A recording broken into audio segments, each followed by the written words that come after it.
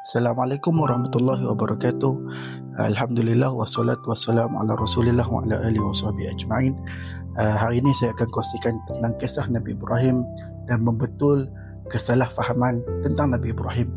Dalam surah Al-An'am ayat 76, 77, 78, apabila kita membaca secara zahir, kita akan dapati bahawasanya seakan Nabi Ibrahim melihat kepada bintang, kemudian bintang tersebut hilang, maka Nabi Ibrahim tidak mengiktiraf bintang itu sebagai Tuhan.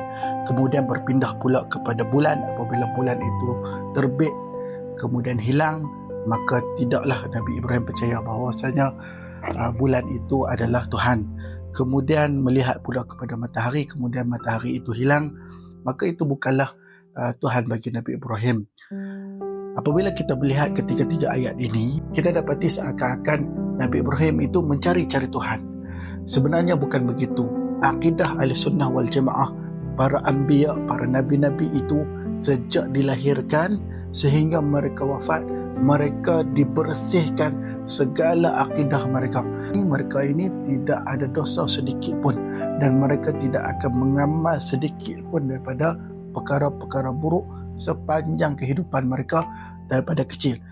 Ketahuilah bahawasanya ayat yang menunjukkan Nabi Ibrahim mencari Tuhan, sama ada bulan atau bintang ataupun matahari, sebenarnya ayat itu adalah sebuah dialog dan konfrontasi kepada kaumnya yang menyembah berhala.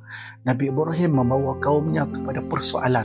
Jika mereka menyembah matahari, tetapi matahari tidak kekal selama-lama menyinar. Apabila mereka menyembah indahnya bulan, bulan itu tidak selama-lamanya akan jadi bulan purnama. Jika mereka menyembah bintang, tidak selama-lamanya bintang itu akan menghiasi langit. Ia akan sirna, akan hilang apabila benung tiba. Kisah ini menunjukkan bahawasanya Nabi Ibrahim apabila melakukan dakwah kepada kaumnya, baginda akan menyampaikan dengan cara bertanya, kemudian membawa kaumnya kepada berfikir dan mengamati apa yang mereka lakukan. Kes yang sama, perkara yang sama berlaku apabila Nabi Ibrahim menggantungkan satu kapak di satu berhala yang besar, sedangkan berhala-berhala yang lain yang kecil-kecil dimusnahkan.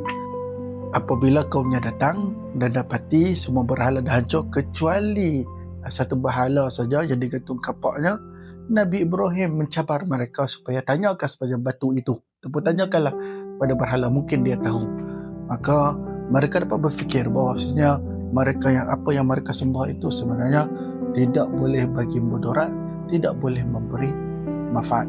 Itulah ada antara kaedah-kaedah yang disampaikan oleh Nabi Ibrahim kepada kaumnya.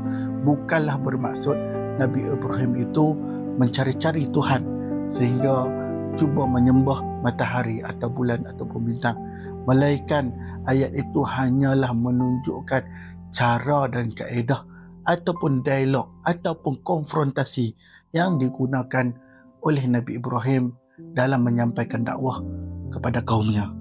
Terima kasih. Assalamualaikum.